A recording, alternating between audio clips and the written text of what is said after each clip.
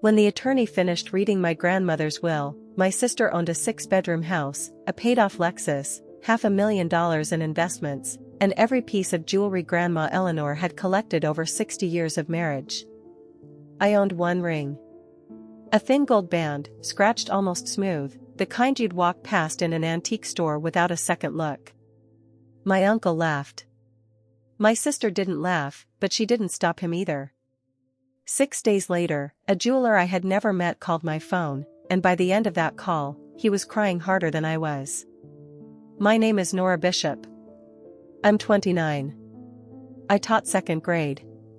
My sister Vivian sold real estate on the Waterview side of town and was good at it in a way that made people a little afraid of disappointing her.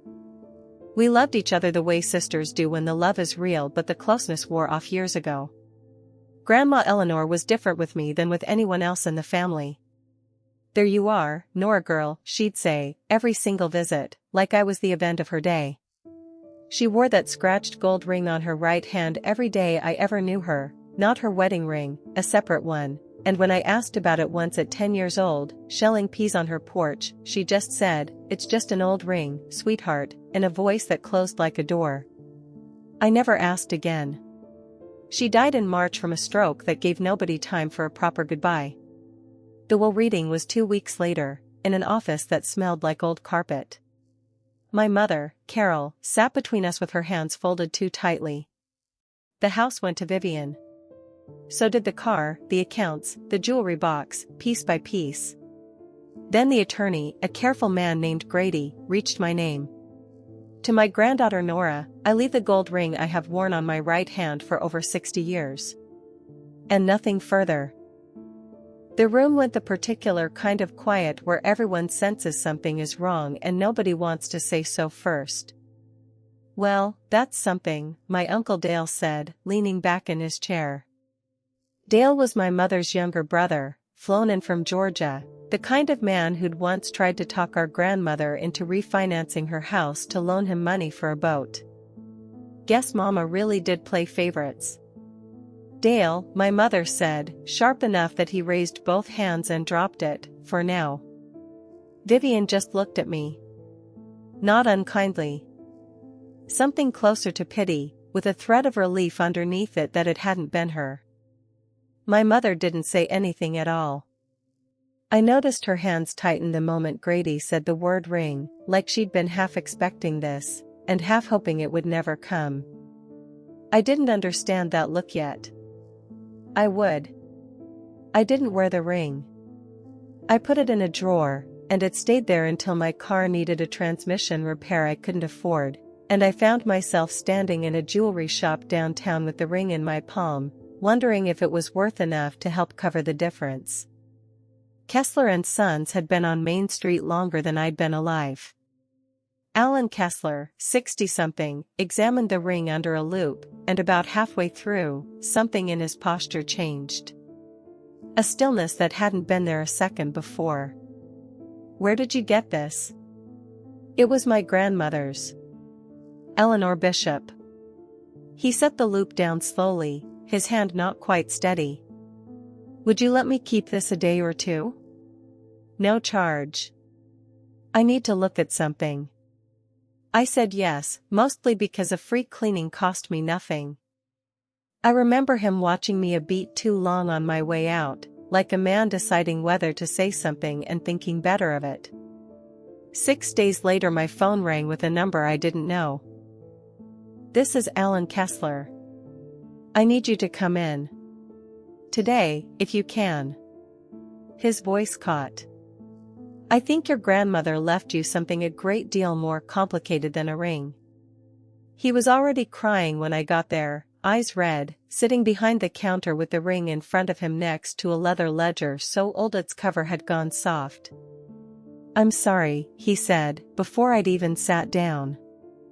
"This isn't professional of me. I've been waiting a long time to have this conversation with someone." He turned the ring over and showed me the inside of the band, an engraving worn nearly smooth. E&W, 1958. My grandmother was Eleanor. My grandfather was Frank. They married in 1962. I know, Kessler said. That's exactly the problem. He told me this ring predated that marriage by 4 years. That in 1958, a young woman named Eleanor Whitcomb had come into this shop with her new husband, William Weller, to have it appraised.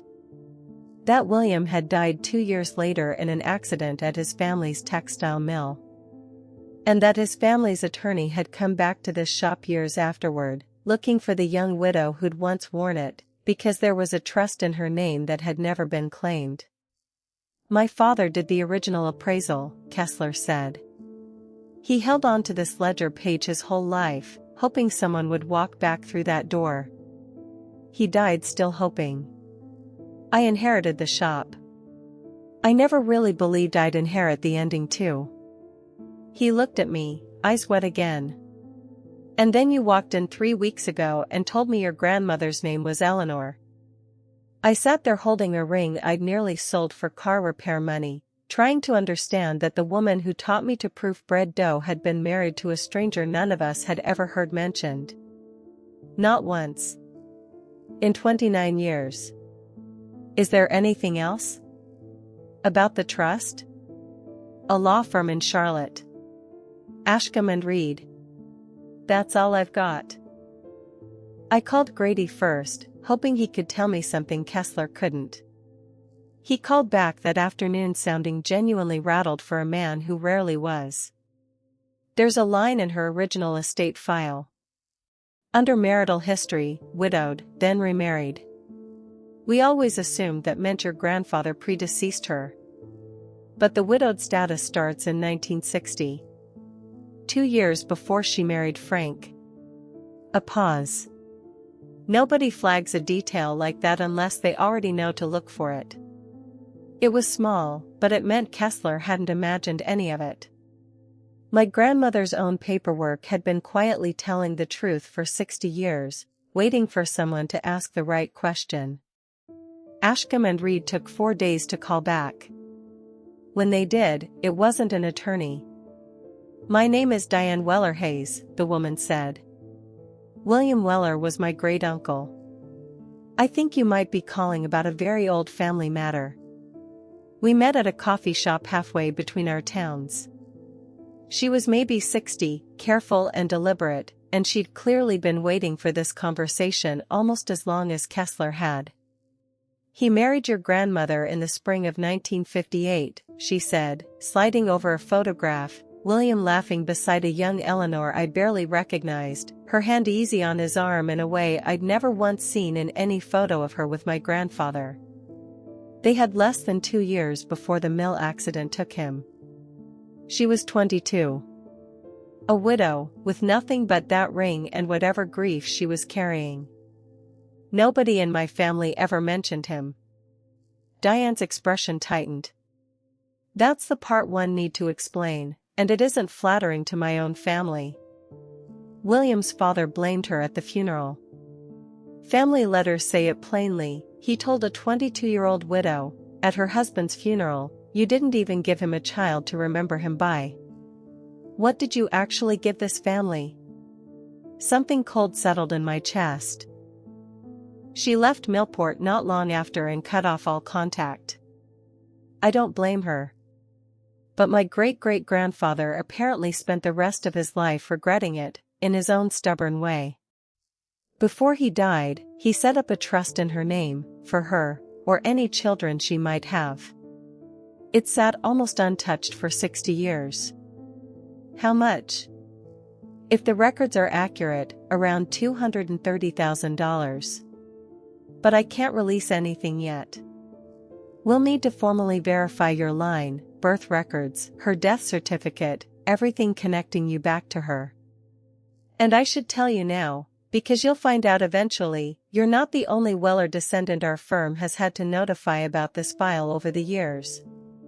There was another cousin, decades back, who tried to claim it wasn't rightfully anyone's to inherit outside the direct Weller line. He lost. But if word gets out again, there's no guarantee someone won't try that a second time. I left that meeting with more questions than answers, and 3 weeks of paperwork ahead of me. I also left it understanding, for the first time, that this might not simply be handed to me. Someone, somewhere, might still fight to keep it from happening at all. I told my mother that weekend, at her kitchen table, and watched her face change the moment I said William's name. "You knew?" She was quiet a long moment. "I found an old letter once, at 16. A man's handwriting, calling her my Ellie. I asked her about it. She went very still and made me promise never to bring it up again. She said it was a painful chapter, better left buried." Her eyes filled. "I kept that promise almost 40 years, Nora. I never told your father. I never told you or Vivian.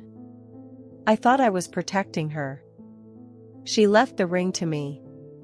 Not you. Not Vivian."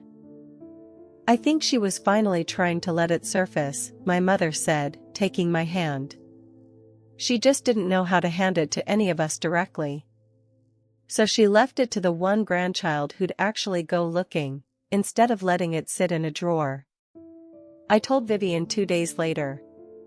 Her reaction wasn't what I expected, a flash of something sharp before she smoothed it over.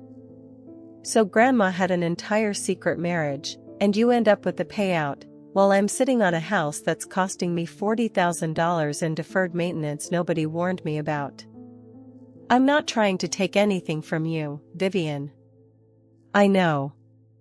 It's just, everyone always assumed I was the one who got everything. Now I'm finding out the real story secondhand, like everyone else." Dale found out within the week. He called me directly. $200,000. Family money, wouldn't you say? Weller or Bishop, it traces back to your grandmother in the end. It's not family money, Dale. It's a trust the Wellers set up before Grandma ever met Grandpa Frank. Semantics. A fair-minded person might think that ought to get split a little more evenly. I told him it wasn't his decision. He dropped it, until Thanksgiving, in front of the whole family, setting down his fork mid-turkey. I'm just saying, families used to handle this internally. Somebody finds out there's more money than expected, you sit down and figure out a number everyone can live with. It's not some old ring, Dale, my mother snapped, sharper than I'd heard her in years. It's your mother's entire first marriage. Something she carried alone for 60 years because she was too ashamed to tell any of us. You don't get to treat that like a lottery ticket. Dale didn't push further that day. But 2 weeks later, Diane called me, her voice tight. Someone contacted our firm claiming to represent your family's interests, asking whether the trust could be frozen pending a broader estate review. It didn't get far, he wasn't a party to anything, and our attorney shut it down fast. But I wanted you to hear it from me before you heard it secondhand. Dale had gone around me entirely, trying to stall the one thing that was never his to touch. When I confronted him, he didn't deny it. I was trying to protect this family's interests, he said. That's all. You tried to freeze a dead woman's trust because you didn't like who she left it to. He didn't have an answer for that. He also didn't apologize, not that day, and it would be most of a year before he said anything to me that wasn't defensive. Vivian, to her credit, never went that far. She'd quietly asked her own attorney whether the trust could be considered part of the broader estate. The answer came back airtight, established decades before Grandma's second marriage, by a different family entirely, never hers to claim. I believe you didn't know, Vivian told me on the phone. I don't love how that makes me feel. But I believe you. What actually changed things between us was a Sunday afternoon when I finally showed her our grandmother's letter, the one meant for a mother-in-law who died before she ever read it. I know your husband believes I gave William nothing to be remembered by, Grandma had written, decades ago, young and raw in a way I'd never once heard from her. **** I gave him 2 years where he was completely happy, And I've wondered every day since if that will ever be enough to matter to anyone besides me. I still wear his ring. It means everything to what's left of mine. Vivian read it twice, and when she looked up, her eyes were wet in a way I hadn't seen since we were kids. She never told either of us she was that scared once, Vivian said. I always thought she was the strongest person in this family. That's exactly why she hid it. And she left the ring to you, because she knew you'd actually go looking for the rest, instead of just accepting whatever you were handed. Diane and I visited William's grave once the verification finally cleared, a small cemetery on the edge of Millport I'd driven past my whole life without knowing it held anyone connected to me. I left Grandma's photo against his headstone. Vivian came with me the second time. 24, she said, reading the dates. Younger than I am right now. She was 22. I keep thinking about that funeral. Being told her grief wasn't enough. And then just going on. Having Mom. Having us. Never telling either of us. I think she decided some things were hers to carry alone. Vivian was quiet a while.